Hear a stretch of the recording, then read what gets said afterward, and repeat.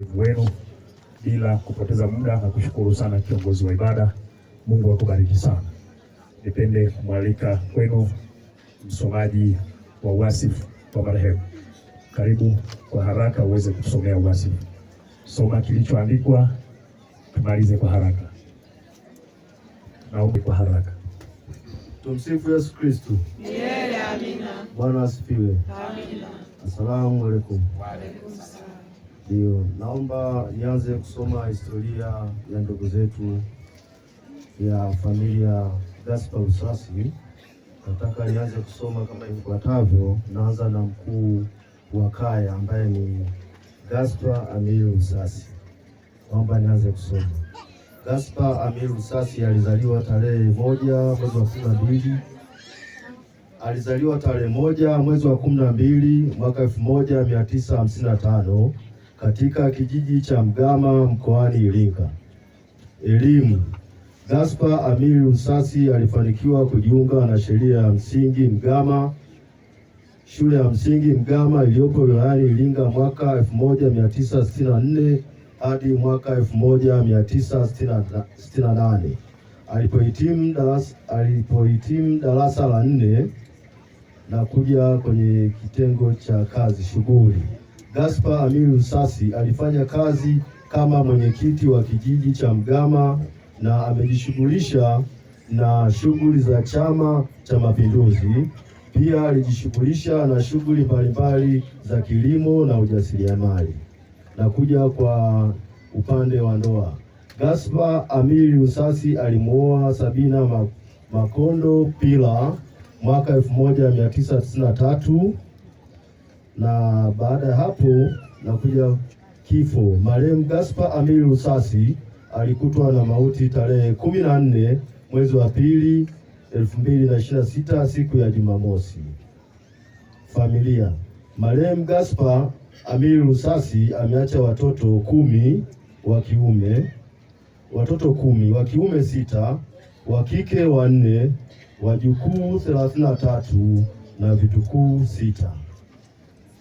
Kwa upande wa mkuu wa kaya ambaye ni Gaspar Amiri Lusasi, nimemaliza historia yake. Nitakuja mwakilishi wa kaya ambaye anaitwa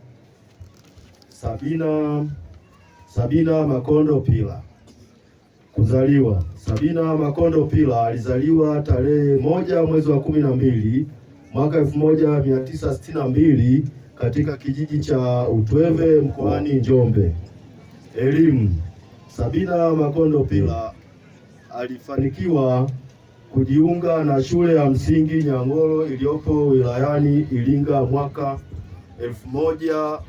1970 hadi mwaka 1974. Aliendelea kuishi na wazazi wake wakahamia Ikokoto mwaka 1974. Kazi na maanisha shughuli. Mwaka 1976 Sabina Makondo Pila alikwenda kufanya kazi katika mashamba ya chai Tukuyu mkoani Mbeya. Kisha alirudi Mgama mwaka 1993 na kuendelea na shughuli za ujasiriamali mpaka mwaka 1983. Ndoa. Sabina Makondo Pila aliolewa na mzee Gaspar Amiri Lusasi mwaka 1993. Katika maisha yao hawakujaliwa kupata watoto mpaka mauti ilipowakuta. Kifo. Marehemu Sabina Makondo Pila alikutwa na mauti tarehe 14 mwezi wa 2 2026 siku ya Jumamosi. Na kuja kwa mtoto. Historia ya mtoto. Anaitwa Gaspar Amiri Lusasi, alizaliwa tarehe 1 mwezi wa 12.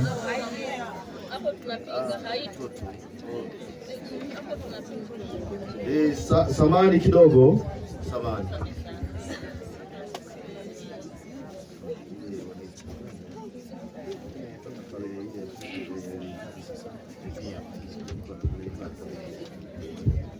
Samani kidogo jamani, karatasi zilikuwa 3.